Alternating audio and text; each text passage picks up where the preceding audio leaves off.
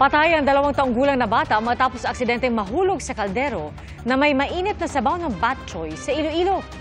Saksi, si Zen Kilantang Sasa ng GMA Regional TV.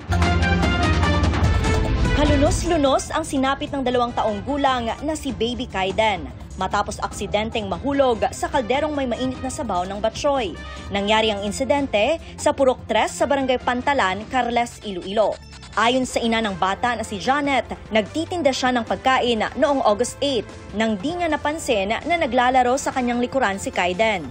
Nagulat na lang ito na bumagsak at mapasok ito sa kaldero na nasa sahig noong mga oras na yon. Nabatikan ko na lang, nakibot ako nga nagkampal sa ma'am, nakasulod na nakita ko siya, nagapungko na siya sa kaldero nga may sapa mo sa ko sa dali, kagin nangayap ko tabang. Bagamat hindi na kumukulo, mainit pa raw ang laman ng sabaw ng kaldero. Kaya nagtamo ng 4th-degree burns ang bata. Kaagad namang dinala sa ospital ang bata. Agosto 13 nang binawian ito ng buhay sa Western Visayas Medical Center sa Iloilo City. Na-comment nga, amo na ako nung ginabayan ko ng bata ko, nga gisulod-ugid ko sa kaldero, abo Diyos ko, gatulo pa lang luwa ko sa mga comments ng tao. Mula sa GMA Regional TV at GMA Integrated News, Zen Kilantang, ang inyong saksi. Mga kapuso, sama-sama tayong maging saksi.